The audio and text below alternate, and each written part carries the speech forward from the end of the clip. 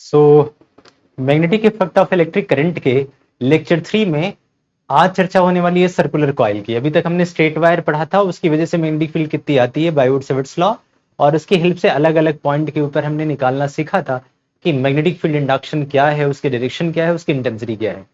आज उसी वायर को हम सर्कुलर कॉइल में टर्न करने वाले हैं। बड़ा ही खूबसूरत है।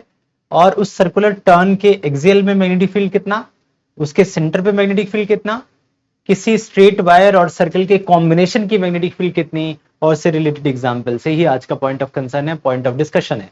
तो बड़ा ही इंपॉर्टेंट है, बड़ा ही खास है। इससे अक्सर आप देखेंगे क्वेश्चंस आते हैं प्रीवियस ईयर में, आपको बहुत सारे एग्जांपल्स इसके मिल जाएंगे। तो एक आसान टॉपिक ही कहेंगे इसको, बहुत टफ तो नहीं कहेंगे। आइए वन बाय वन इसको शुरू करते हैं। सबसे पहले अगर हम सर्कुलर कॉइल की बात करें तो सर्कुलर कॉइल में अगर आप देखेंगे, जैसे मान लिया हमारे पास ये एक सर्कुलर कॉइल है, इसको थोड़ा ऐसे बनाता हूं जिससे ये फील आ रहा है कि इसका फेस आगे की तरफ है, ऊपर नहीं है। ऊपर वाले को ऐसे बनाते हैं, ये बाहर आउटवर्ड फेस है। अगर लेकिन इस कॉइल को कुछ इस तरीके का शेप दिया गया है, इसका मतलब ये इस तरफ की डायरेक्शन में ये फेस किया हुआ है, यानी ये कॉइल ऐसे ना रख करके ऐसे रखा हुआ है, ऐसे गोल सा, और सामने की तरफ फेस है। अब मान लिया किसी पॉइंट के ऊपर, यहाँ कोई पॉइंट पी है, यहाँ हमारे को निकालना है पॉइंट पी कि मैग्नेटिक फील्ड इंडक्शन कितना है, राइट। तो अब इसको निकालने के लिए करते क्या है, कोई एक बहुत छोटा सा सेगमेंट यहाँ डीएल एज्यूम कर लीजिए, जिसकी डायरेक्शन इस तरफ है, मतलब ये ऊपर की तरफ है, ऐसे अपवर्ड डायरेक्शन में। इसको मैंने यहां से दिखाया हुआ है डीएल की डायरेक्शन। अगर इस डीएल से ठीक 90 डिग्री, मतलब ये डीएल ऐसा है, टर्न हो रहा है, ऐसा टर्न हो रहा है, तो अगर इस डीएल से एग्जैक्टली इस डायरेक्शन में, यानी कि यहां, अगर मुझे मैग्नेटिक फील्ड इंटेंसिटी पता करनी हो, B is equal to question mark, तो क्योंकि बहुत छोटा सा सेगमेंट है इसीलिए इसको लिख सकते हैं डीबी, इजंट इट, बहुत ही छोटे से सेगमेंट की वजह से।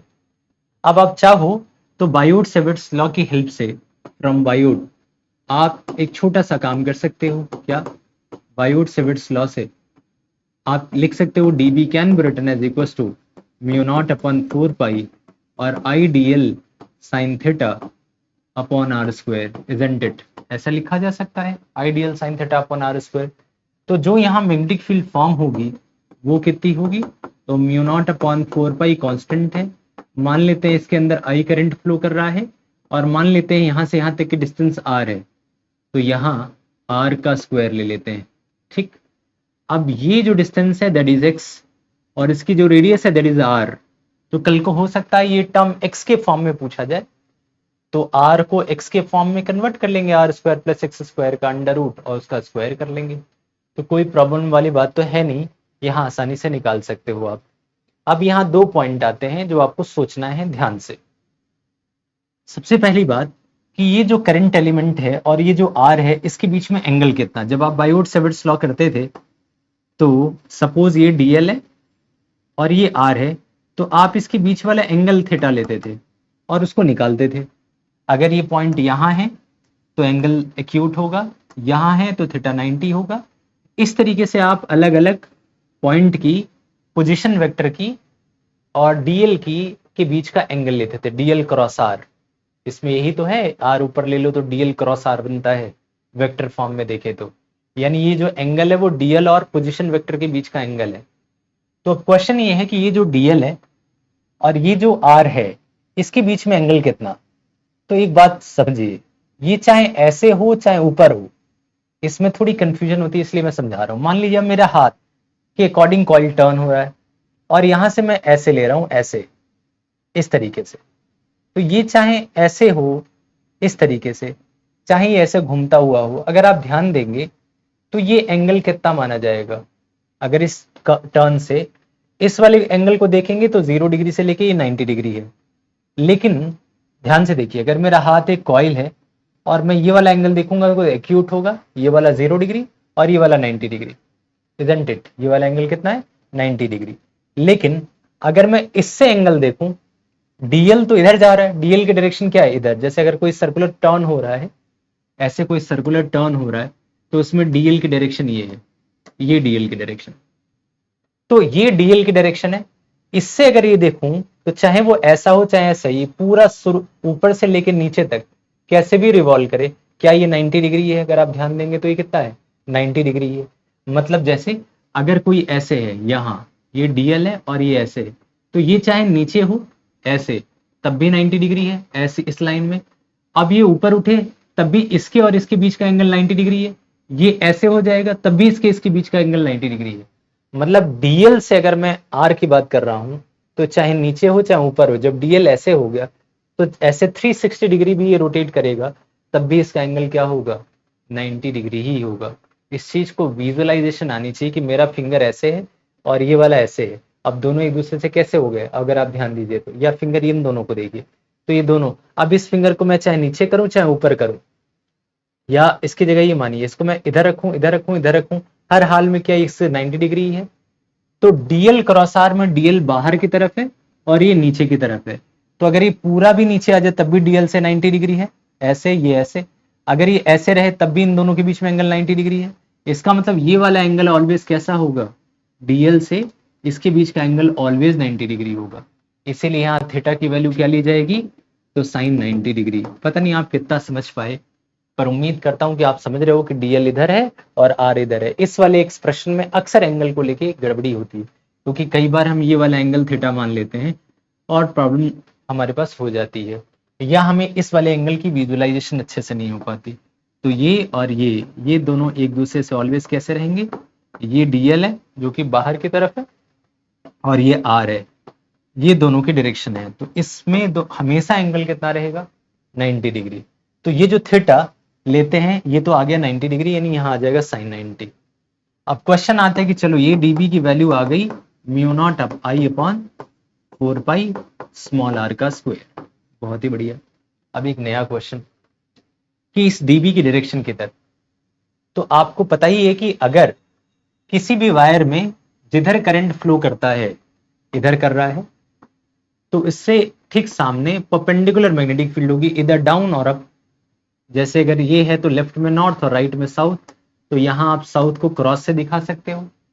तो जो यहां मैग्नेटिक फील्ड की डायरेक्शन होगी वो ठीक परपेंडिकुलर होगी, यानी जो लेंथ सेगमेंट है इस लेंथ सेगमेंट से एग्जैक्टली कैसा होगा, अगर ये ऊपर जा रहा है तो ये नीचे की तरफ जाएगा, एक दूसरे से परपेंडिकुलर। ऐसे ही अगर ये इधर जा रहा है तो ऐसे घूमता हुआ इधर से ऐसे टेढ़ा सा होगा यहाँ, मतलब देखा जाए तो यहाँ मैग्नेटिक फील्ड की डायरेक्शन होगी। अगर मैं इस वाले सेगमेंट की बात करता हूं तो ऐसे मैग्नेटिक फील्ड घूम रही होगी ऐसे। अगर कोई बाहर की तरफ है तो अगर आप ध्यान देंगे, थोड़ा मैं इसको अलग से विजुअलाइज कराता हूं अगर आपको। जैसे मान लिया यहाँ कोई वायर है तो इसकी मैग्नेटिक फील्ड कैसी होगी यहाँ, तो अगर मैं सीधा आगे की बात करता हूं तो डीबी की डायरेक्शन ऐसी होगी मैग्नेटिक फील्ड की। अगर मैं इस पॉइंट पे बात करता हूं तो डीबी की डायरेक्शन ऐसे होगी। अगर मैं इस पॉइंट पे बात करता हूं तो डीबी की डायरेक्शन ऐसी होगी। अगर ये लेंथ ऑफ द वायर है जिसके लॉन्ग करंट का फ्लो हो रहा है तो मैग्नेटिक फील्ड ऐसे गोल गोल होगी, तो यहां इस पोजीशन के ऊपर इस तरफ होगी, इसके ठीक सामने वाले पे ऊपर की तरफ होगी। अगर एंटी क्लॉकवाइज मूव कर रही है तो यहां होगी तो इस डायरेक्शन में होगी। Isn't it? आई होप आपको ये क्लियर हो रहा है। तो सोचिए अगर ये पॉइंट ठीक सामने से थोड़ा सा नीचे है, जैसे कि यहां है, देखिए इस पॉइंट की बात कर रहा हूं तो उसका सामने वाला पॉइंट ये हुआ, उससे थोड़ा नीचे, तो क्या ये ऐसे घूम रही होगी, तो यहाँ की जो मैग्नेटिक फील्ड होगी वो कैसे हो जाएगी, ऐसे इस पॉइंट के ऊपर जा रही होगी स्ट्रेट पे। तो जो डीबी है उसका मैग्नीट्यूड ये आ चुका है और उसकी डायरेक्शन ये आ चुकी है। आई होप इतना पार्ट आपको क्लियर हुआ बिल्कुल अच्छे से, डायरेक्शन वाली चीज। अगर आपको ये क्लियर है तो यहां थोड़ा समझ लीजिए, ये वाली बात तो आप समझ गए, अब थोड़ी इसको और क्लैरिटी से समझते हैं कि चलो ये तो आपको समझ आ गया कि अगर कोई सेगमेंट यहां है और मुझे इस पॉइंट पे निकालना है तो यहां से डीबी की डायरेक्शन ये हो जाएगी, इस पॉइंट के ऊपर निकालना है, ये आर है, और यहां से यहां तक एक्स मान लिया और ये वाला कैपिटल आर मान लिया। चलिए बहुत बढ़िया। और इस डीबी का फॉर्मूला भी आ चुका है, वैल्यू भी mu not I upon 4 pi are square. चलिए बहुत ही बढ़िया, बहुत ही सुंदर।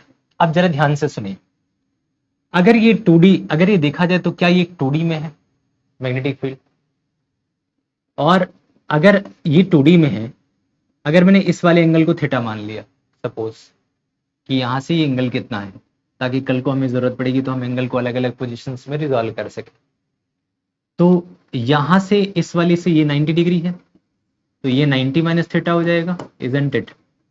क्योंकि अगर ये 90 ऑलरेडी है तो बचा ये दोनों का सम 90, तो अगर उसमें से ये वाला थीटा हो गया तो ये 90 माइनस थीटा हो गया, यानी ये वाला टर्म थीटा हो जाएगा। इसका मतलब ये है कि अगर ये dB है तो ये वाला कंपोनेंट हो जाएगा dB cos थीटा और ये वाला कंपोनेंट हो जाएगा dB sin theta. I hope आपको ये कहानी क्लियर है। ये वाला कंपोनेंट हो जाएगा dB sin थीटा और ये वाला कंपोनेंट कितना हो जाएगा dB cos theta. I hope आपको ये वाली कहानी क्लियर है। तो अगर आप ध्यान देंगे तो हर एक सेगमेंट का, जैसे इस वाले सेगमेंट की वजह से अगर देखें तो इधर dB होगी, तो इसका भी कॉस कंपोनेंट इधर हो जाएगा dB cos, sorry sine component sine theta, और इसका कॉस कंपोनेंट इधर होगा। तो सबके कॉस कंपोनेंट क्या होंगे, कैंसल आउट, क्योंकि सब एक दूसरे का अपोज कर रहे होंगे, ऐसे पूरा गोल सा बनेगा। तो अगर मुझे मैग्नेटिक फील्ड निकालनी होगी तो क्या मैं dB sin थीटा को इंटीग्रेट करना पड़ेगा, सारे dB sin थीटा को जोड़ना पड़ेगा। जोड़ने का मतलब इंटीग्रेशन करना। इसका मतलब जो भी यहाँ इश्यूज चल रहे हैं, जो भी यहाँ हमारी जो भी बातचीत हो रही है, उस पूरे इश्यूज में हमें क्या देखना है कि हमें जब मैग्नेटिक फील्ड निकालनी होगी तो हमें क्या करना है, सबका एड ऑन करना है, सबका एड ऑन करना है। अब एड ऑन करने के लिए आपको क्या करना है, यानी magnetic field will be equals to integral of dB और साइन थीटा, यस और नो, उसका इंटीग्रेशन करना है अपने को, उसका इंटीग्रेशन करना है। अब अगर आप इंटीग्रेशन के ऊपर थोड़ा गौर करोगे तो आपको पता लग जाएगा। सबसे पहले तो dB की वैल्यू रख दो, dB है mu not I upon 4 pi are square. आप चाहो तो थोड़ा कॉस थीटा की भी या साइन थीटा की भी वैल्यू प्रोड्यूस कर दो, यानी लिख दो यहाँ। जैसे अगर इस फॉर्मेट में देखोगे तो थीटा यहाँ है तो साइन की वैल्यू हो जाएगी आर अपॉन स्मॉल आर। तो क्या यहाँ लिख सकते हैं, capital R upon small r, isn't it? ये हो जाएगा हमारा क्या, म्यू नॉट आई। अच्छा, dB की जो हमने यहाँ वैल्यू निकाली है, यहाँ देखिए, तो यहाँ एक चीज है, यहाँ डीएल वर्ड छूट रहा है, उसको भी आप रखिएगा, नहीं तो काम गड़बड़ हो जाएगा। आईडीएल्स, क्योंकि mu not I dl sine theta upon r square होता है, ये फॉर्मूले में आपने पढ़ा हुआ है। तो अगर यहाँ डीएल रखना है तो हमें यहाँ डीएल भी लेकर के चलना पड़ेगा कहीं ना कहीं, और साइन थीटा की वैल्यू तो आपने यहाँ प्लेस कर ही दी। अब अगर आप ध्यान से देखिए तो B is equal to mu naught constant है, I कॉन्स्टेंट है, कैपिटल R कॉन्स्टेंट है, 4 पाई कॉन्स्टेंट है, और R स्क्वायर को R किया तो R क्यूब आ गया बाहर, सिर्फ बचा इंटीग्रल ऑफ DL। अगर आप ध्यान दीजिए बहुत अच्छे से, तो अगर छोटी सी लेंथ DL है तो DL DL DL DL सबको जोड़ोगे तो ये पूरी लेंथ कितनी हो जाएगी। तो आई होप आपको पता है कि सर्कुलर आर्क की जो लेंथ होती है वो कहीं ना कहीं 2 पाई R होती है, यानी कि अगर आप इन सब DL को इंटीग्रेट करोगे तो इसकी वैल्यू कितनी आ जाएगी। तो आई होप आपको क्लियर है कि this will come 2 pi R। तो आप यहाँ से आसानी से लिख सकते हैं म्यू नॉट और 2 पाई R इंटू आर, तो हो जाएगा 2 पाई R स्क्वायर और upon what 4 pi small r cube, isn't it? ये वाली वैल्यू हमारे को डिराइव करके मिली। आप चाहें तो आप इसको थोड़ा और सिंप्लीफाई कर सकते हैं। किस तरीके से सिंप्लीफाई करेंगे, इस वैल्यू को आप चाहें तो लिख सकते हैं, अब आप चाहो तो इसको काट दो 2 से, पाई को पाई से, ये एक ऑप्शन हो सकता है कि आप पाई को पाई से काट दो, अदरवाइज आप रहने भी दे सकते हो, कोई दिक्कत वाली बात नहीं, दोनों ही फॉर्मेट है। सपोज मैंने काट दिया तो बी ऑन एक्सियल लाइन का जो फॉर्मूला मिला वो आया कितना, mu naught I are square upon नीचे आ जाएगा 2r क्यूब, और आपको पता ही है कि r क्यूब को क्या लिख सकते हो, स्मॉल r होता है कैपिटल R स्क्वेयर, पहले तो यहां लिखना है 2 और अंदर होगा स्मॉल r की वैल्यू। अगर आप ध्यान से देखें इस पूरे केस में तो स्मॉल r क्या है, स्मॉल r का स्क्वायर होगा capital R square plus x square के, तो r की वैल्यू होगी R square plus x square की पावर 1/2 यानी कि रूट। ये हमारे को कहानी पता लग गई स्मॉल r की वैल्यू। तो अगर आप यहां प्लेस करोगे किसमें, स्मॉल r की वैल्यू यहां, तो आप लिख सकते हैं R square plus x square और 1/2 है और यहाँ क्यूब है, तो दोनों को मिला के कितना हो जाएगा 3/2। This is the right formula for axial line of magnetic field intensity यानी मैग्नेटिक इंडक्शन। बहुत ही इंपॉर्टेंट फॉर्मूला, काफी पॉपुलर, काफी बढ़िया फॉर्मूला है, जिसके बारे में आपको फुल क्लैरिटी कहीं ना कहीं होनी चाहिए बी एक्सेल का, जिसमें क्या पढ़ा, mu naught I r square. कई जगह पे इसका एक और फॉर्मेट आप पढ़ते हो, अभी तो नहीं, पर नेक्स्ट चैप्टर में एक इंपॉर्टेंट वर्ड पढ़ोगे, और वो पढ़ोगे मैग्नेटिक डाइपोल मोमेंट। जैसे इलेक्ट्रिक डाइपोल मोमेंट होता है, ऐसे ही मैग्नेटिक डाइपोल मोमेंट पढ़ोगे, मैग्नेटिक डाइपोल मोमेंट। ठीक है, जैसे आपने electric dipole moment Q into L, Q को लेंथ से मल्टीप्लाई करते हैं तो इलेक्ट्रिक डाइपोल मोमेंट आता है, P से रिप्रेजेंट करते हैं। यहां मैग्नेटिक डाइपोल मोमेंट में M से रिप्रेजेंट करते हैं, और यहां Q नहीं होता, फ्लोइंग चार्ज होता है। फ्लोइंग चार्ज को इंडिकेट करता है करंट, तो उसको एरिया से मल्टीप्लाई करते हैं, I इंटू ए। इसको कहते हैं मैग्नेटिक डाइपोल मोमेंट। इसकी और डिटेल चर्चा होगी नेक्स्ट चैप्टर में, तो ज्यादा ही होगी। तो M की वैल्यू I इंटू ए है, मैग्नेटिक डाइपोल मोमेंट का फॉर्मूला होता है।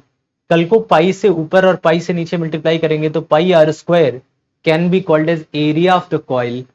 तो यही ये फॉर्मूला लिखा जा सकता है बी एक्सियल का। अक्सर ये देखने को मिलता है, म्यू और आई के साथ पाई मल्टीप्लाई कर दिया है तो आई इंटू ए ये लिखा जाएगा, पाई आर स्क्वायर को एरिया, और 2 के साथ एक और वर्ड आ जाएगा पाई, क्योंकि ऊपर नीचे दोनों पाई किया है, तो r square plus x square की पावर 3/2। और अगर आप ध्यान दो तो आप इसको लिख सकते हो mu times of M upon 2 pi और r square plus x square की पावर 3/2। ये फॉर्मूला भी काफी इंपॉर्टेंट है और काफी बढ़िया फॉर्मूला है, जो कि आपको ध्यान रखना है एम के टर्म्स में, मैग्नेटिक डाइपोल मोमेंट के टर्म्स में। अगर आप यहाँ 4 पाई लिखना चाहते हो तो 2m कर देना चाहिए, 2m। तो यहाँ 4 म्यू नॉट अपन 4 पाई एक प्रॉपर पैटर्न में आ जाएगा ना। तो आप इसको ऐसे भी सुनोगे, कहीं कहीं आपको ये भी लिखा हुआ होता है इसी सेम फॉर्मूले को, कि बी एक्सियल का लिखा होता है, B axial mu naught 2m upon 4 pi और r square plus x square की पावर 3/2। ये थोड़ा इलेक्ट्रिक फील्ड का एक्सियल लाइन में फॉर्मूला था ना, 2p अपॉन के 2k p upon r square plus x square 3/2, उसी फॉर्मेट में आ गया।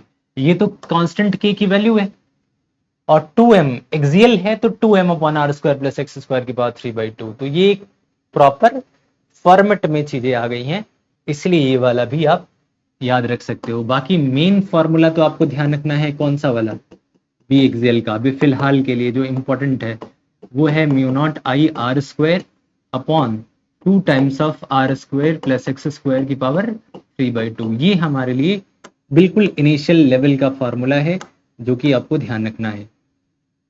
तो आई होप कि आपको एक्सियल का ये फॉर्मूला अच्छे से क्लियर हुआ बढ़िया तरीके से।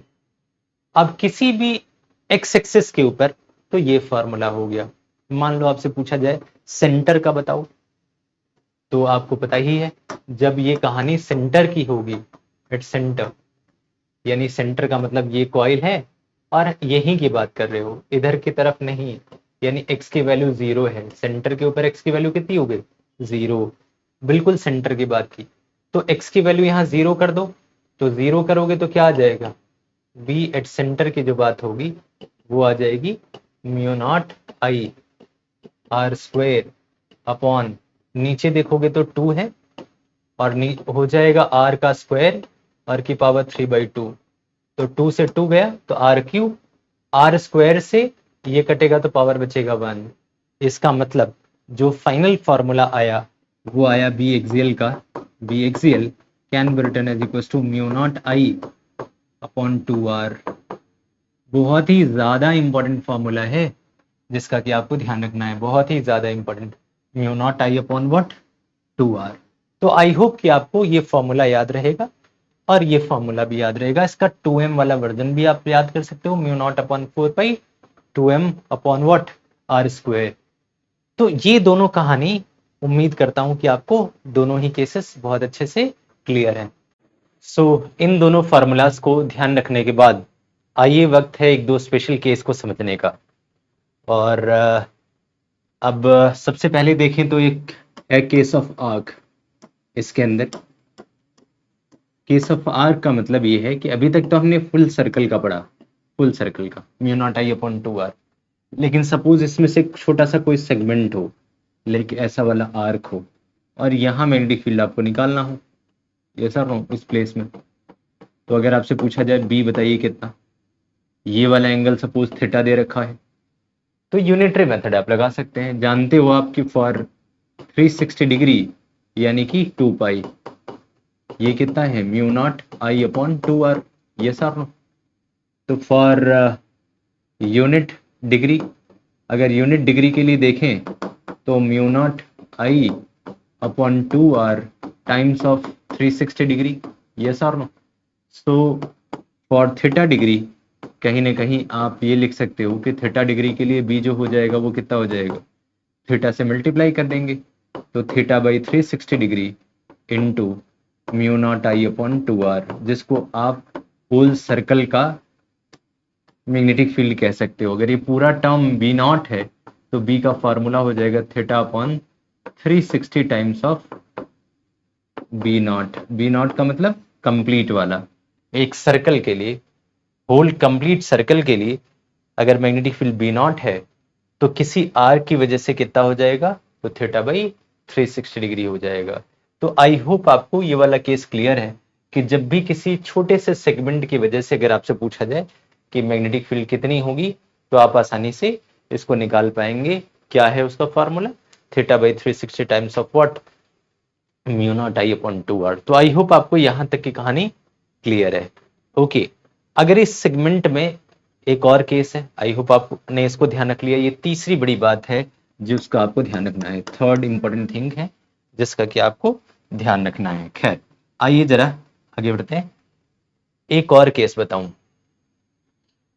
Case of current distribution. ये भी बहुत इंपॉर्टेंट है, इससे भी करंट क्वेश्चन अक्सर पूछा जाता है।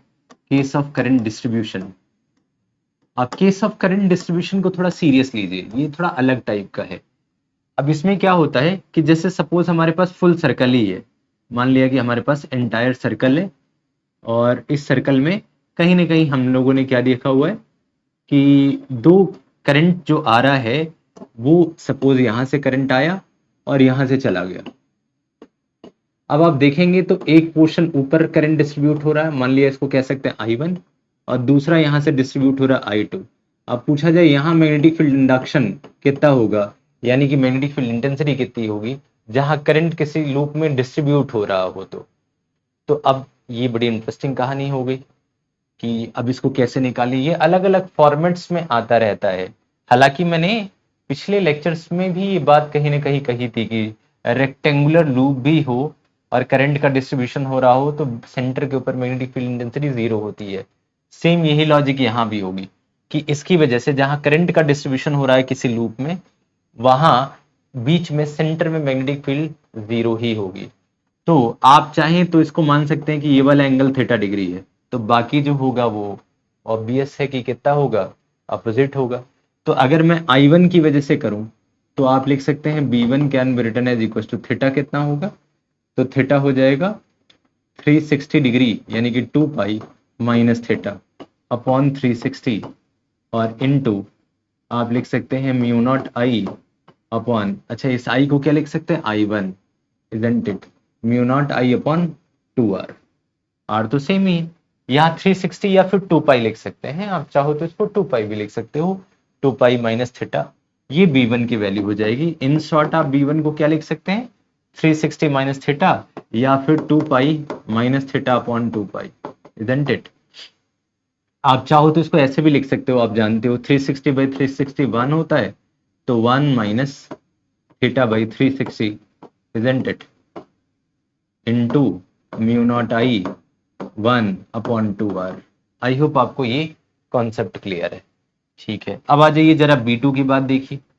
तो B2 की बात अगर करोगे आप तो B2 की वैल्यू हो जाएगी थीटा बाई 360 डिग्री और into mu naught I2 upon 2r, isn't it.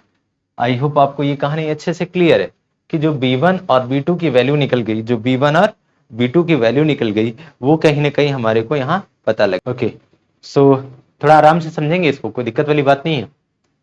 तो अब इससे पता है होता क्या है कि जैसे अभी मान लो आपको इतना तो पता लग गया, तो अगर आपसे कल को कोई पूछे कि आप नेट मैग्नेटिक फील्ड बताओ, तो आप नेट मैग्नेटिक फील्ड के लिए ये कह सकते हो कि ठीक है, नेट मैग्नेटिक फील्ड के लिए B one minus B two करके देखते हैं, या B one plus B two. अब क्या करेंगे, प्लस या माइनस, उसके लिए थोड़ा इसका ना पोलराइजेशन चेक करिए। ये क्लॉकवाइज है और ये एंटी क्लॉकवाइज है, तो इसका यहाँ नॉर्थ होगा, तो इसकी वजह से क्लॉकवाइज की वजह से यहाँ साउथ पोलैरिटी होगी, यानी दोनों की पोलैरिटीज अपोजिट है। तो डायरेक्शन अपोजिट होने की वजह से आप यहाँ लिख सकते हो कि बी नेट की वैल्यू कितनी होगी, तो B one plus minus B two यानी कि माइनस बी टू। तो ये नेट मैग्नेटिक फील्ड का फॉर्मूला हो जाएगा, बहुत ही आसानी से बिना किसी दिक्कत के आप ये निकाल सकते हैं। अब क्वेश्चन यहाँ बहुत इंटरेस्टिंग है कि चलो ये तो हो गया B one minus B two निकालेंगे और इसमें से इसको माइनस कर लेंगे। अब क्वेश्चन आता है कि क्या आई वन और आई टू में कोई रिलेशन होता है ऐसे केसेस में। तो अगर मैं इसको एक रेजिस्टेंस सेगमेंट मान लूं इसको, और कहीं ना कहीं आपने पढ़ा हुआ है कि resistance is directly proportional to l. अगर ये दोनों सेम मटेरियल हैं तो रो कांस्टेंट है, आर का फॉर्मूला क्या होता है, रो एल बाई ए। तो आपने पिछले चैप्टर यानी कि करंट इलेक्ट्रिसिटी वाले चैप्टर में पढ़ा था, खासकर जब आपने लेंथ व्हीटस्टोन ब्रिज के कॉन्सेप्ट को पढ़ा था, मीटर ब्रिज अच्छे से, तो वहां हमने इसको चर्चा भी करी हुई है। और आपने पहले से पढ़ा भी हुआ है कि रेजिस्टेंस एल के कैसा होता है, डायरेक्टली प्रोपोर्शनल। तो अगर area of cross section same है, अगर रो सेम है, तो आर एल से सिग्निफाई किया जा सकता है, यानी आर डायरेक्टली प्रोपोर्शनल है किस चीज के, यानी r can be written as equal to k times of l. तो अगर कल को रेशियो बनाना हो r one by r two, तो आप लिख सकते हो सीधा l one by l two. ये कई जगह हम यूज कर चुके हैं करंट इलेक्ट्रिसिटी वाले चैप्टर में, कि जहां मटेरियल्स के रो और एरिया सेम होता है वहां लेंथ के रेशियो से आर का रेशियो शो किया जा सकता है। एक चीज, दो तीन पॉइंट हैं उसमें से पहला पॉइंट ये है, पॉइंट नंबर टू, क्योंकि ये वाले वायर और ये वाली वायर आपस में पैरेलल कनेक्शन में है, दोनों आपस में कैसी हैं, पैरेलल कनेक्शन में। तो पैरेलल में वी सेम होता है, अगर पैरेलल में वी सेम है, ध्यान दीजिए, अगर पैरेलल में क्या है, वी सेम है, तो वी का फॉर्मूला होता है I into R, I into R. तो अगर वी सेम है फॉर टू केसेस, तो आई वन आर वन क्या ठीक बराबर हो जाएगा आई टू आर टू के।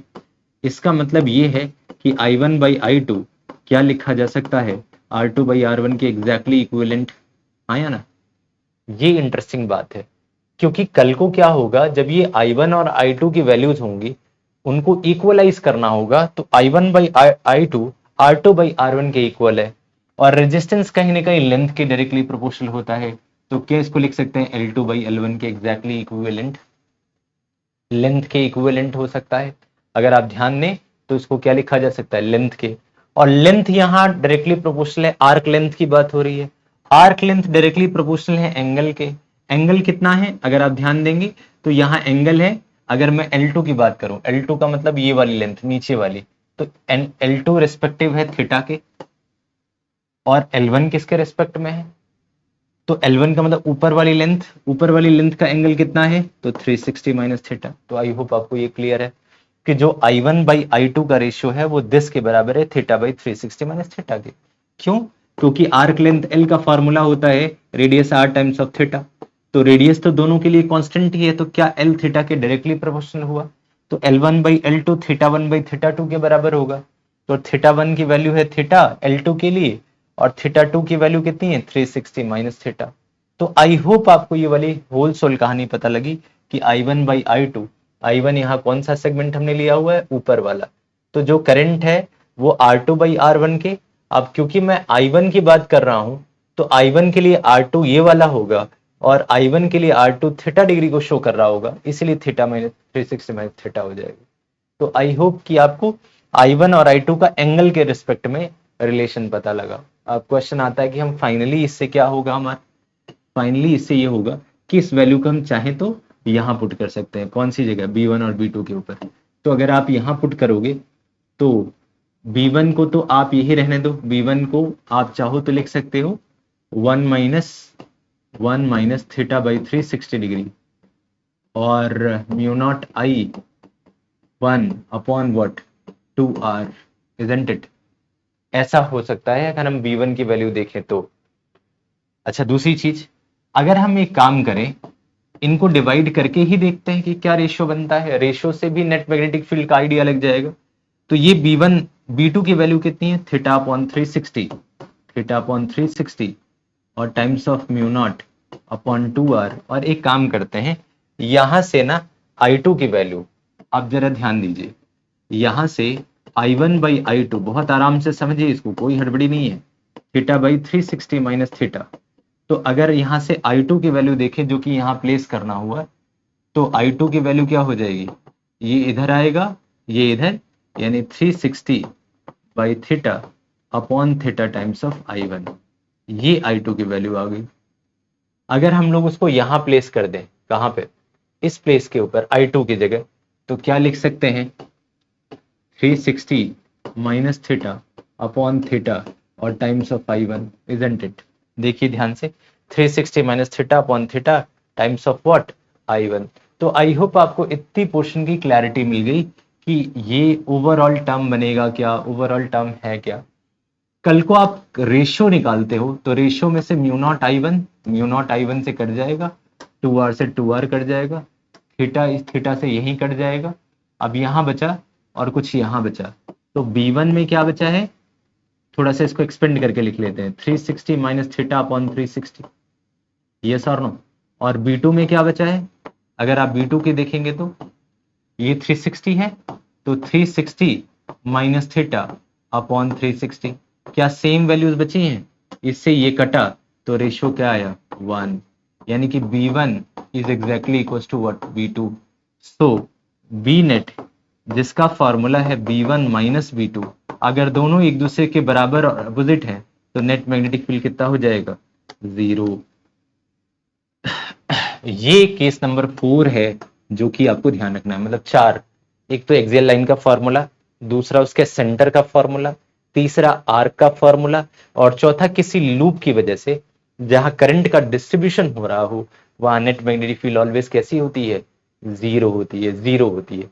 ये उसका प्रूफ है कि आप अलग अलग सेगमेंट्स में करंट का रेजिस्टेंस का रेशियो निकालो, फिर सॉल्व करो, तो फाइनली आपको नेट मैग्नेटिक फील्ड कैसी देखने को मिल रही है, 0 देखने को मिल रही है। तो आई होप कि आपको इस बात की प्रॉपर क्लैरिटी मिली कि आखिर यहां किस तरीके से इसको डील करें, क्या करें, इन चारों केसेस पे आपको बहुत अच्छा कमांड आया। अब क्योंकि हमने 4 केस पढ़ लिए हैं, पांचवे की तरफ बढ़ रहे हैं। पांचवा केस है मिक्सअप का। मिक्सअप में बहुत सारे क्वेश्चंस आते हैं, मिक्सअप, ठीक है, मिक्सअप के केसेस आते हैं। अगर मिक्सअप के केसेस से पहले मैं थोड़ा सा बता दूं कि grouping of multiple coils, grouping of multiple coils कई बार आता है क्वेश्चंस में। मल्टीपल कॉइल्स का मतलब क्या है, जैसे मान लिया अब इसमें अलग अलग क्वेश्चन शुरू होते हैं, जैसे क्वेश्चन 1 में ऐसे 2 हैं, 3 हैं, 4 हैं, एक में करंट ऐसे फ्लो कर रहा I1 और दूसरे में ऐसे फ्लो कर रहा I1 या I0 या I0, दोनों में मान लिया सेम करंट फ्लो कर रहा है, इसकी रेडियस लेकिन अलग है, ये R1 है और ये R2 है, इसमें एंटी क्लॉकवाइज, इसमें क्लॉकवाइज। तो बताइए कि नेट मैग्नेटिक फील्ड इंटेंसिटी कितनी होगी। तो आपको पता है B net is equal to, दोनों में अपोजिट पोलैरिटी है तो B1 माइनस B2 कर लेंगे, म्यू नॉट I0 कॉमन है अपॉन 2 भी कॉमन है, तो 1 minus R1 upon 1 minus R2, ये नेट मैग्नेटिक फील्ड का फॉर्मूला हो जाएगा, बिना किसी दिक्कत के आसान सा फॉर्मूला। अगर रेडियस का रेशियो दिया हुआ है तो आप आसानी से यहाँ निकाल सकते हैं, राइट। ऐसे ही और भी क्वेश्चंस हैं, जैसे कि फॉर एग्जांपल क्वेश्चन नंबर 2 देखिए। अगर कोई क्वेश्चन आ जाता है, सपोज कि एक ऐसा है और ऐसा है और यहां सेंटर है, ऐसा इन्होंने दे दिया कि पूरा यहां से ऐसे बना रहा और ऐसे बना रहा है। अब इसके बहुत सारे केसेस हैं। अब आप देखिए, यहाँ करंट ऐसे जा रहा है और ये करंट का लूप बन रहा है, तो इसकी पोलैरिटी भी साउथ होगी और इसकी पोलैरिटी भी साउथ होगी, तो दोनों को ऐड करेंगे, बस दोनों में रेडियस का चेंज है, ये वाला रेडियस R1 है और ये वाला रेडियस R2 है। मतलब एक सिंगल सर्कल नहीं है, एक सर्कल और एक हाफ सर्कल का कॉम्बिनेशन है, तो दोनों और दोनों की पोलैरिटी सेम है, तो दोनों को करोगे तो एड ऑन ही V1 प्लस वट, V2। अब क्या होगा, करंट तो सेम ही फ्लो हो रहा है, तो अलग mu naught I upon 2 common आ गया, 1 upon R1 plus 1 upon R2 कर लेंगे। अगर अपोजिट पोलैरिटी होती तो माइनस कर लेते। ऐसा कोई क्वेश्चन आ गया तो इस तरीके से आप कर लेंगे, इजंट इट। तो आई होप कि आपको इस वाले क्वेश्चंस की क्लैरिटी मिली। इसमें क्या होता है, इसमें एक और क्वेश्चन देखिए, इसमें कई बार क्वेश्चन नंबर 3, अगर मान लिया कि कोई क्वेश्चन ऐसे आ गया कि ऐसे जा रहा है, अब इसमें थोड़ा मिक्सअप का केस चलते हैं, थोड़ा मिक्सअप कर लेते हैं।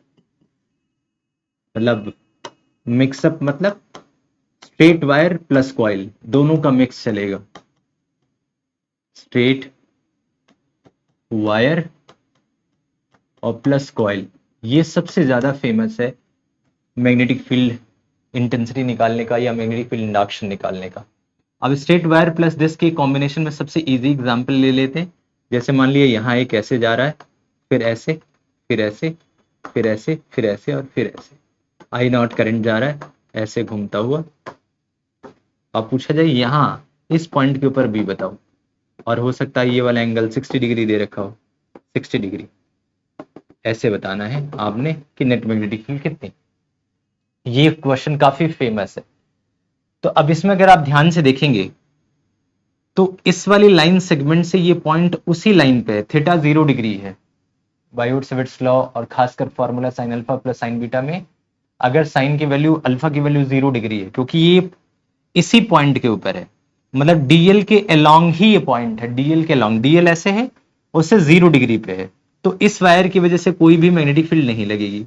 ऐसे ही इस डीएल की लाइन ऐसी है और उसी के अलोंग जा रहा है, तो इसकी वजह से भी कोई मैग्नेटिक फील्ड नहीं लगेगी, इसकी वजह से भी कोई मैग्नेटिक फील्ड नहीं लगेगी, और इसकी वजह से भी कोई मैग्नेटिक फील्ड नहीं लगेगी, क्योंकि डीएल के अलोंग ही। पहली चीज ये ध्यान रखेंगे कि डीएल के अलोंग ही ये पॉइंट है, तो इसका मतलब इसकी मैग्नेटिक फील्ड यहां काम ही नहीं करेगी, 0 हो जाएगी। अब बच्चे ये 3 सेगमेंट, इसमें क्लॉकवाइज, इसको मैं फर्स्ट मानता हूं, उसको सेकंड और उसको थर्ड। तो फर्स्ट की पोलैरिटी साउथ होगी, ये एंटी क्लॉकवाइज है तो नॉर्थ होगी, और ये क्लॉकवाइज होगी तो साउथ होगी, इसको आप साउथ मान सकते हैं, S3। तो जो नेट मैग्नेटिक फील्ड होगा बताइए वो क्या होगा। अगर आप इसको प्लस ले रहे हो तो B1, तो दूसरे को माइनस लेना पड़ेगा और तीसरा ऑटोमेटिकली प्लस हो जाएगा, तो B1 minus B2 plus B3, ये हो जाएगी क्या net magnetic field. I hope आपको समझ आ रहा है, क्योंकि ये क्लॉकवाइज है ये भी क्लॉकवाइज है, तो ये दोनों सम अगर प्लस ले रहे हो तो एंटी क्लॉकवाइज को क्या लोगे, माइनस, या फिर इन दोनों को माइनस ले लो, इसको प्लस ले लो, एक ही बात है। अगर केवल मैग्नीट्यूड निकाल रहे हैं तो आपकी चॉइस है, आप कोई सा भी प्लस कोई सा भी माइनस ले सकते। अब क्वेश्चन आता है कि म्यू नॉट कॉमन है, आई भी कॉमन है और 2 भी कॉमन है, यस और नो, ये कॉमन है, और सबका एंगल है थीटा बाई 360, यानी कि 60 डिवाइड बाई 360, 60 डिग्री है ना ये। अब क्या किया मैंने, mu naught I upon 2R2 को कॉमन ले लिया, तो बचा क्या, यहां से म्यू नॉट आई अपॉन 2 को कॉमन ले लिया, तो बचा क्या, 1 upon R1 minus 1 upon R2 और प्लस 1 अपॉन R3। आपने देखा कितना आसान है, इजंट इट। यानी कि थीटा बाई 360 को लिख सकते हैं 1/6, और 1/6 को अगर अंदर मल्टीप्लाई करेंगे तो म्यू नॉट आई अपॉन 6 को 2 से करोगे तो 12, और ये हो जाएगा 1 upon R1 minus 1 upon R2 और प्लस 1 अपॉन R3। बस ये हो जाएगा इसका फाइनल क्या, बी नेट का फॉर्मूला, बी नेट की सॉरी वैल्यू। तो आई होप आपको ये क्वेश्चन भी समझ आया कि कल को ऐसा कोई भी क्वेश्चन आता है तो आप बिना किसी देर के एक को प्लस, तीसरे को प्लस, दूसरे को माइनस, इन सेगमेंट्स को भूलना है, ये ध्यान रखना है, क्योंकि डीएल के अलोंग ही ये पॉइंट है, तो एंगल हमेशा 0 डिग्री है। तो इस तरीके के क्वेश्चन आते हैं तो आपको ध्यान रखना है। इसमें मिक्सअप में और भी क्वेश्चंस आते हैं, लेकिन आइए कुछ PYQs के साथ ही उस टाइप, उस वैरायटी के क्वेश्चंस को हम थोड़ा टच करते हैं। जैसे अब क्योंकि हमने सारी वैरायटीज टच कर ली, अभी तक हमने 4-5 केस निपटाए।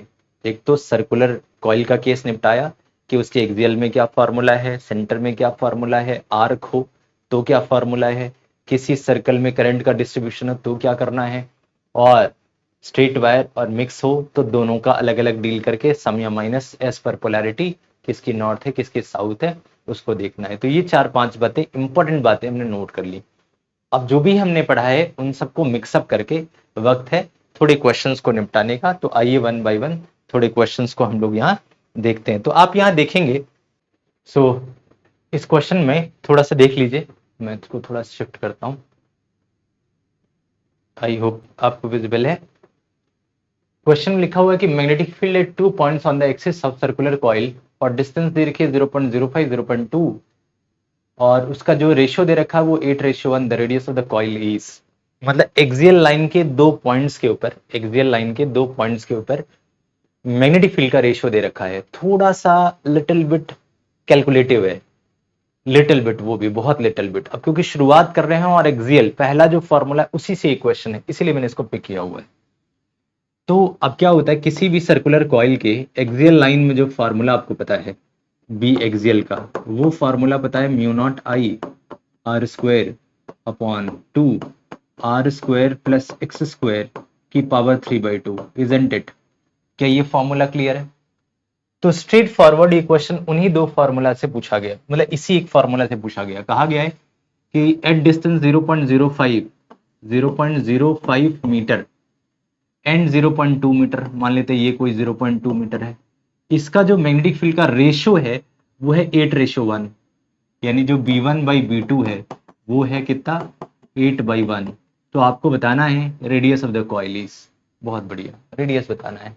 तो अगर आप ध्यान देंगे तो ये पॉइंट हो चाहे ये पॉइंट हो, आई सेम है, आर सेम है, μ0/2 कांस्टेंट है, यानी बी का इस टर्म के साथ एक्स में चेंज है, तो बी का इस टर्म के साथ कैसा रिलेशन बन रहा है, इनवर्स रिलेशन। इनवर्स रिलेशन मतलब कल को मैं B1/B2 लिखूं, B1/B2, तो B1 x1 वाला टर्म नीचे आएगा, तो यहां x1 वाला टर्म यानी आर स्क्वायर प्लस x1 का स्क्वायर ये वाला टर्म आएगा नीचे, और B2 के साथ ऊपर यानी आर स्क्वायर प्लस x2 का स्क्वायर ये वाला टर्म आएगा ऊपर, और होल की पावर हो जाएगा 3/2, क्योंकि नीचे वाले की पावर 3/2 है। तो ये रिलेटिव फॉर्मूला है कि जब किसी भी दो एक्सियल पॉइंट्स के ऊपर आपको कंपेयर करना हो तो आप इस वाले फॉर्मूले का इस्तेमाल करेंगे।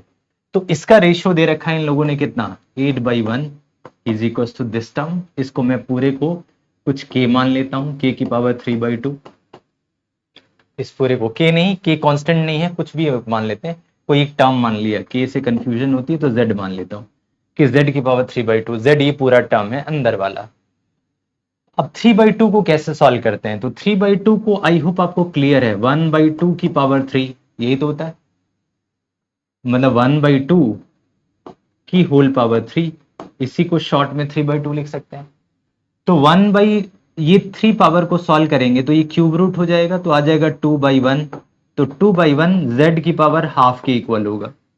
अब जेड हाफ है तो अगर स्क्वायर करेंगे तो नॉर्मल जेड होगा, तो दोनों साइड स्क्वायर कर लो, तो जेड की जो वैल्यू हो जाएगी वो किसकी हो जाएगी, Z can be written as equal to 4। यानी कि ये अगर होल 3/2 पावर सॉल्व किया तो इसकी पावर ये नॉर्मली इधर आके ये 4 टर्म दे रहा है इस पूरी की, यानी z नॉर्मली z की वैल्यू कितनी आ गई 4, z का मतलब ये अंदर वाला टर्म।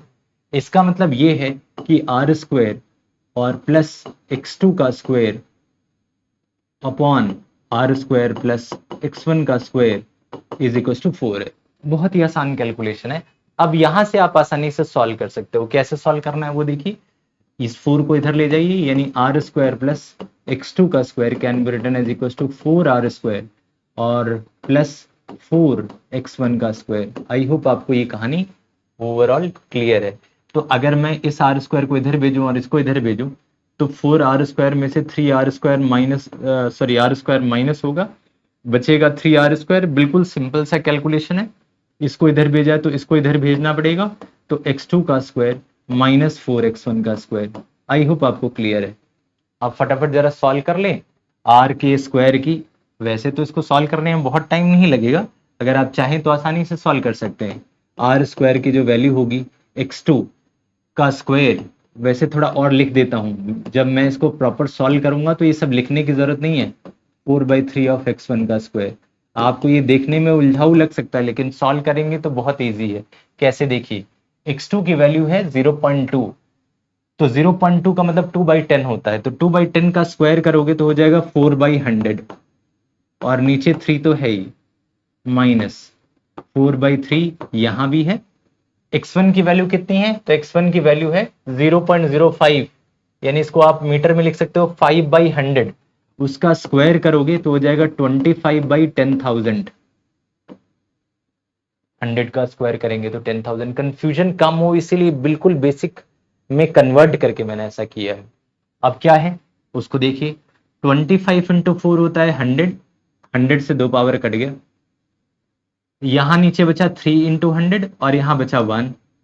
तो अगर आप ध्यान देंगे तो 4 माइनस 1 बचेगा 3, और 100 इंटू 3 300 कॉमन है, इसको लिख सकते हैं 1/100।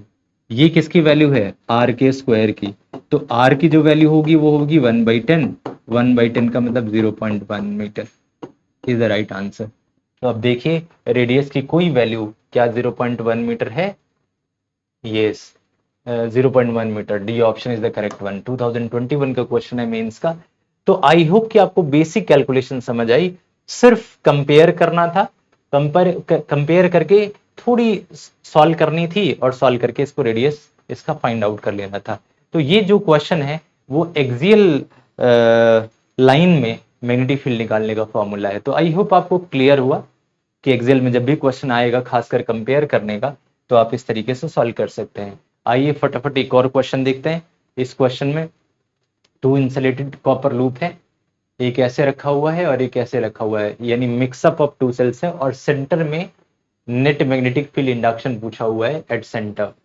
तो बहुत बढ़िया, एक ऐसे रखा हुआ है ऐसे, तो उसकी मैग्नेटिक फील्ड की डायरेक्शन ये वाली हो जाएगी B1, और एक ऐसे रखा हुआ है इस तरीके से, इसकी मैग्नेटिक फील्ड की डायरेक्शन हो जाएगी ऊपर B2। तो नेट मैग्नेटिक फील्ड क्या इसके ठीक बीच में हो जाएगा एज ए वेक्टर मानिए, अगर ये B1 है और ये B2 है तो ये B हो जाएगा। अगर करंट सेम है, अगर आर सेम है, दोनों की रेडियस ए दे रखी है और दोनों में करंट सेम है, तो mu not I upon 2r, सारी वैल्यूज तो सेम ही है। तो अगर इस तरफ कोई वेक्टर ए है यानी कि बी है और इस तरफ भी बी है और दोनों एक दूसरे से 90 डिग्री होते हैं, तो इतना तो आपको पता लग ही चुका है कि नेट मैग्नेटिक फील्ड होती है B√2। यस और नो, डायरेक्ट पता है कि B√2 होती है। अगर आप सॉल्व करें तो 90 डिग्री है और B square plus B square का अंडर रूट पाइथागोरस से, ये क्योंकि ये नेट मैग्नेटिक फील्ड हो जाएगा। यस और नो, सॉरी ये बी हो जाएगा, तो ये बी और ये बी, तो ये B√2 ही तो होगा। यस और नो, बहुत आसान है, आई होप आपको पता है।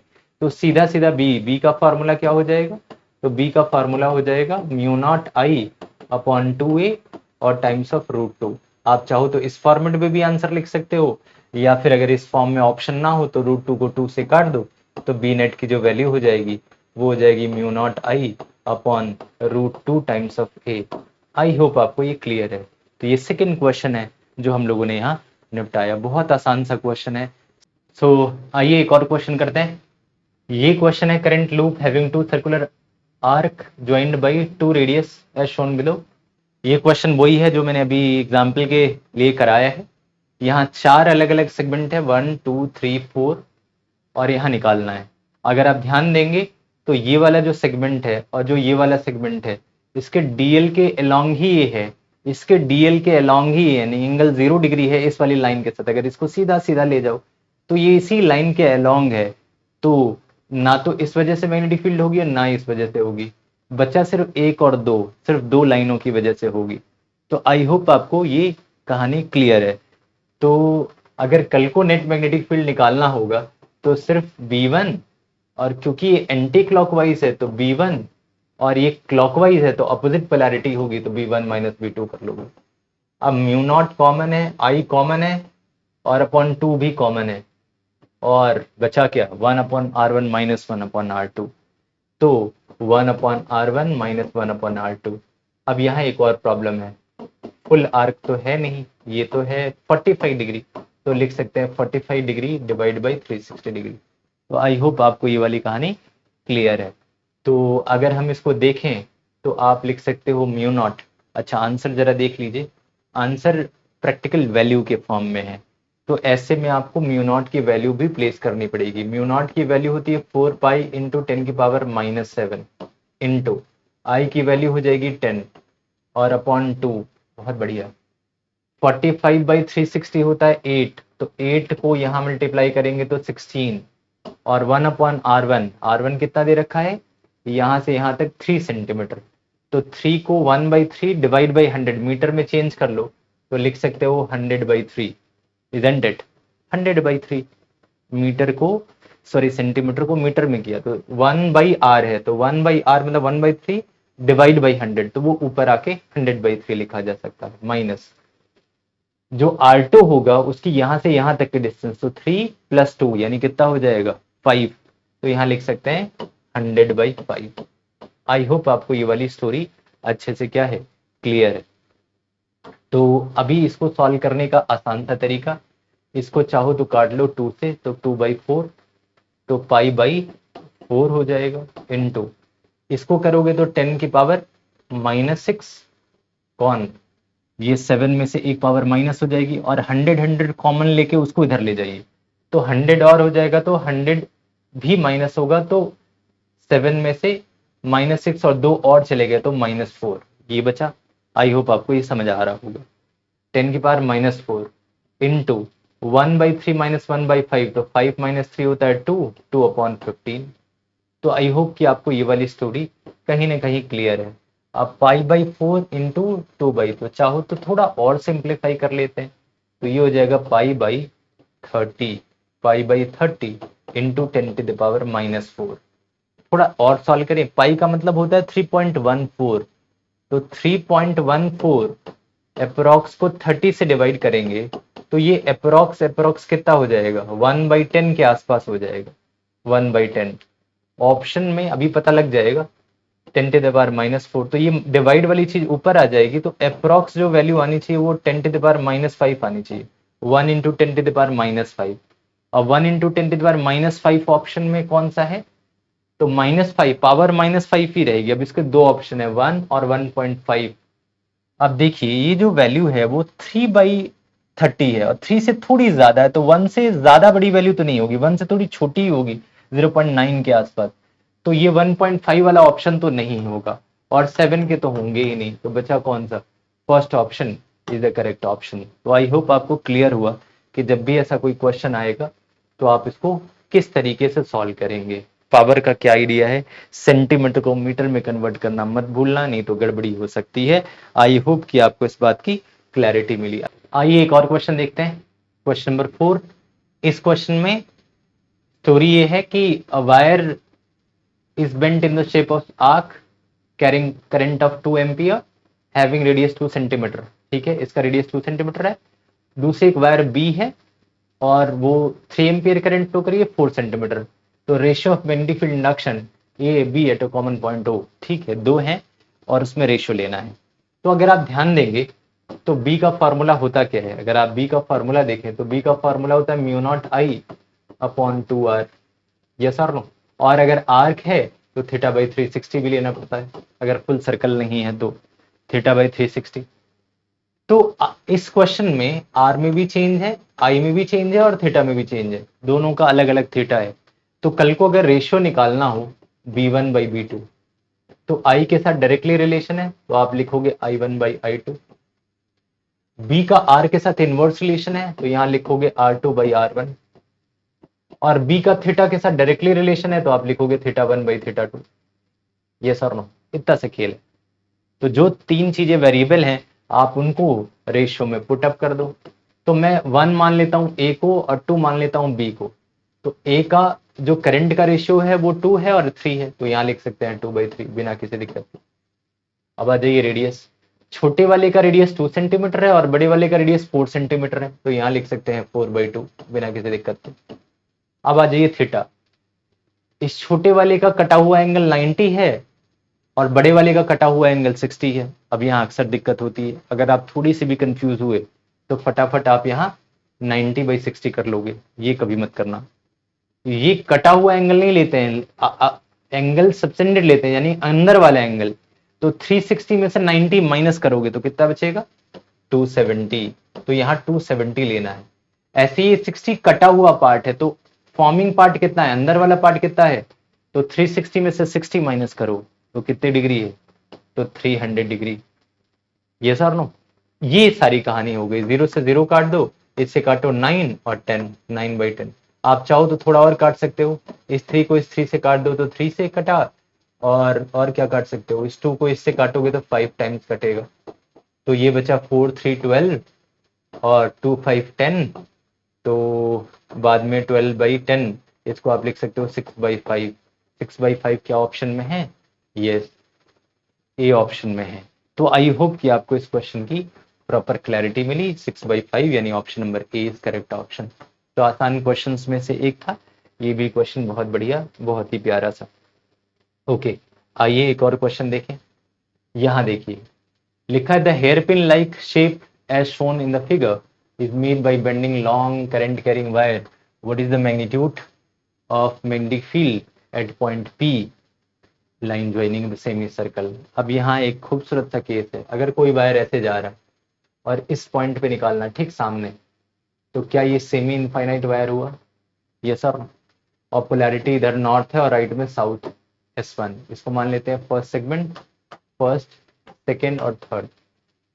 अच्छा चलिए, एक और वायर ऐसे नीचे से जा रही है, वो भी इनफाइनाइट जा रही है, तो क्या ये भी सेमी इनफाइनाइट वायर हुआ? इसकी पोलैरिटी यहाँ नॉर्थ और इधर साउथ, तो दोनों वायर की पोलैरिटी सेम हो गई। पोलैरिटी सेम होने से semi infinite plus semi infinite आधा प्लस आधा मिला के फुल हो गया, तो ये दोनों एक कंप्लीट स्ट्रेट वायर जैसा बिहेव करेंगे। और कंप्लीट स्ट्रेट वायर का जो फॉर्मूला होता है वो होता है mu not I upon 2πr। तो ये हो गया इन दोनों के कॉम्बिनेशन से। या तो आप ऐसा कर सकते थे सेमी का 1/4 प्लस 1/4, आई सेम है, आर यानी गैप सेम है, तो mu not I upon 2πr। ये तो हो गया इस वायर और इस वायर की वजह से। ये सर, अब आ जाइए इस पार्ट की वजह से। क्या ये हाफ सर्कल है? हाफ सर्कल का मतलब है, और क्लॉकवाइज पोलैरिटी है तो ये भी साउथ ही होगी, तो इसका फॉर्मूला होता है mu not I upon 2r। बस दिक्कत ये है कि ये 180 आउट ऑफ 360 है, तो यहाँ 1/2 भी करना पड़ेगा। बस इतनी सी कहानी थी, 1/2। तो अगर आप बी निकालना चाहें तो म्यू नॉट आई दोनों जगह से कॉमन है, यस और नो, 2r और 2r कॉमन ले लीजिए, तो बचा क्या? अगर आप 2r कॉमन ले लेंगे तो यहाँ बचेगा 1/π और प्लस यहाँ बचेगा 1/2, यस और नो। तो इसको आप चाहें तो थोड़ा और सॉल्व कर सकते हैं। B can be written as equal to mu not I upon 2r, और अंदर वाले को सॉल्व करेंगे तो आ जाएगा 2 + π अपॉन 2π, यस और नो। तो बी का फॉर्मूला हो सकता है म्यू नॉट आई अपॉन 2π को बाहर ले लीजिए तो 4πr और 2 + π। तो अगर कोई ऐसा ऑप्शन में है तो आप इसको चूज कर सकते हैं, mu naught I upon 4πr 2 + π, 2 minus minus ये टर्म 2 + π 2 + π। अब 4πr होना चाहिए तो यहाँ है डी ऑप्शन। तो करेक्ट ऑप्शन कितना है? डी वाला इज द राइट ऑप्शन। आप देखेंगे mu naught I upon 4πr 2 + π। तो आई होप कि आपको इस वाले क्वेश्चन की प्रॉपर क्या मिली, क्लैरिटी मिली। चलिए आगे बढ़ते हैं और देखते हैं नया क्वेश्चन। सो आइए एक और क्वेश्चन देखते हैं, ये लास्ट क्वेश्चन आज के लिए। और लिखा है कॉइल एन टर्न्स हैं और wound tightly, radius a to b है, खूब सारे टर्न्स हैं, ए से बी तक वाउंड किया गया है और मैग्नेटिक फील्ड एट सेंटर बताना है। बहुत ही अच्छा क्वेश्चन है, 2021 में और 2001 में दोनों में आया हुआ क्वेश्चन है। 2001 में भी आया था और फिर 20 साल बाद 2021 में, एग्जैक्ट 20 साल बाद ये क्वेश्चन पूछा गया। बड़ा ही खूबसूरत सा क्वेश्चन है और बहुत ही बढ़िया सी एक लॉजिक है कि एन टर्न्स हैं और खूब बाउंडिंग हुई है, उनकी इनर रेडियस है और बाहर की रेडियस भी है। तो अब बताना है कि सेंटर के ऊपर मैग्नेटिक फील्ड कितनी है। देखिए, अगर कभी केवल एन टर्न्स हो तो मैग्नेटिक फील्ड का फॉर्मूला होता है n times of mu not I upon 2r। Centre के ऊपर एक्सियल लाइन पे हो तब भी I r square upon 2r² plus 6² 3/2 into n times हो जाता है। तो कभी भी अगर आर फिक्स्ड हो तो आराम से एन इंटू आर लगा सकते हो, कोई प्रॉब्लम वाली बात नहीं है। शॉर्ट सोलेनॉइड के लिए हमेशा हम यही फॉर्मूला लगाते हैं। शॉर्ट सोलेनॉइड का मतलब जहां कम नंबर हो, लेंथ बहुत ज्यादा बड़ा ना हो, उसको शॉर्ट सोलेनॉइड कहते हैं। अभी सिंगल कॉइल, हम सबको सिंगल कॉइल तो पढ़ रहे थे, लेकिन एन टर्न्स का जहां आएगा क्वेश्चन और वो भी शॉर्ट लेंथ होगी, उसमें एन टर्न्स का यही फॉर्मूला होगा एट सेंटर और एक्सियल पे, तो आपको बता ही दिया। अब यहाँ एक छोटी सी प्रॉब्लम है, म्यू नॉट कांस्टेंट है, आई कांस्टेंट है, टू कांस्टेंट है, लेकिन आर कांस्टेंट नहीं है और नंबर ऑफ टर्न्स भी क्लियर है, बट आर फिक्स नहीं है। फिक्स कैसे नहीं है?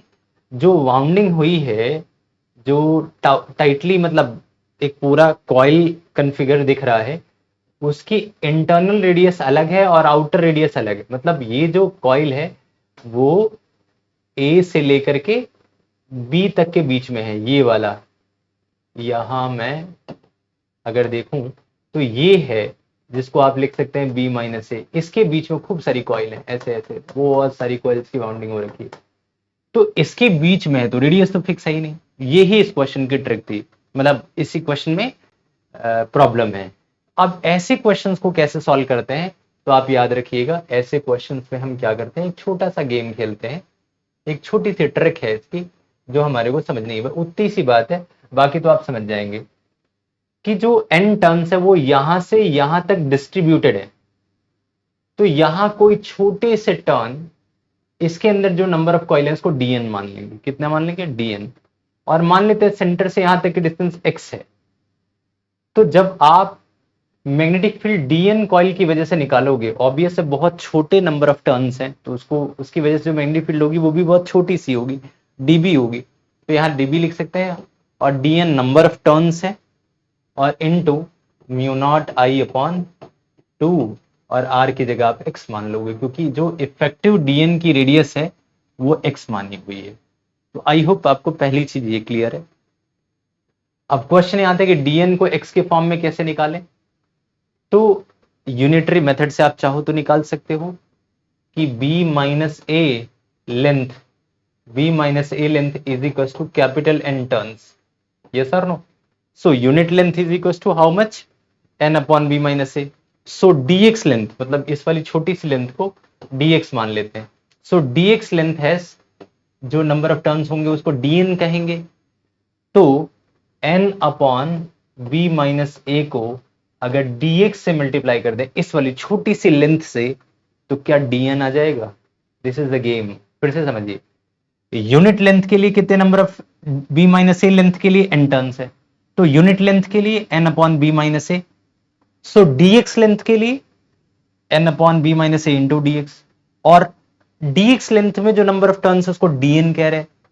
तो कल को अगर हमें सॉल्व करना हुआ, लाइक पहले तो यहां db जो कि इक्वलेंट है dn times of mu not I, आप dn को चाहो तो लिख सकते हो n upon B minus A, ये यूनिट के लिए हो गया, इंटू dx, ये dn की वैल्यू आ गई, और बाकी सब कहानी सेम है, म्यू नॉट आई अपॉन कहीं ना कहीं 2x।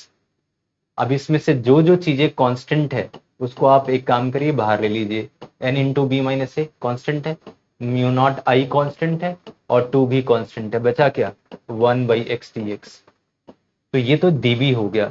अगर दोनों साइड इंटीग्रेट कर दिया, a से लेकर के b तक की रेंज ले ली, तो ये हो जाएगा b is equal to mu naught capital N I upon 2 times of b minus A, और आप 1/x dx का जानते ही हो, log e बेस x, और लिमिट सॉल्व करोगे तो log e base b minus log e base a, जिसको आप लिख सकते हो log e base b by a। तो this is the right answer, mu naught N I upon 2 b minus A log e base b minus A. क्या ये option में है? म्यू नॉट एन आई और 2b माइनस ए, 2b, ये पहला और fourth वाला है, mu naught N I 2b minus A log e base b upon ए।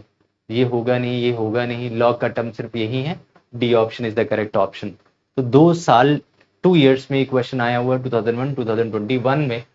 तो आई होप आपको ये क्वेश्चन समझ आया। एक ट्रिकी पार्ट था जिसमें एक छोटी सी लेंथ को dx मान के उसके नंबर ऑफ टर्न्स को dn मानना था, क्योंकि इसमें रेडियस अलग अलग थी। तो बहुत ही प्यारा, बहुत ही खूबसूरत क्वेश्चन था। सो आई होप कि ये 4 5 6 क्वेश्चन आपको समझ आए। 2 3 और एडिशनली मैंने बातें बताई, वो आपको सब क्लियर हुआ बहुत अच्छे से। सो क्वेश्चन तो बहुत सारे हैं, पूरा खजाना है क्वेश्चंस का।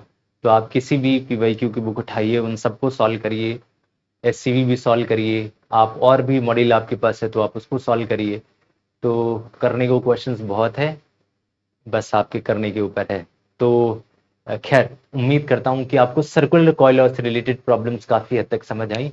मिलेंगे बहुत जल्द एक नए वीडियो में, जहां हम लोग मैग्नेटिक फील्ड इंटेंसिटी निकालने का एक नया तरीका है जिसको एम्पियर नहीं दिया था, analysis of Gauss law of electrostatic उसी के जैसा है, सिमिलर है। यहाँ मैग्नेटिज्म में एम्पियर सर्कुलर लॉ है, तो उसको करेंगे और इसके एप्लीकेशंस देखेंगे। बहुत ही प्यारा लेक्चर होगा। तब तक के लिए आपने ध्यान रखिए, अच्छे से पढ़ाई करते रहिए, क्वेश्चंस करते रहिए। Take care.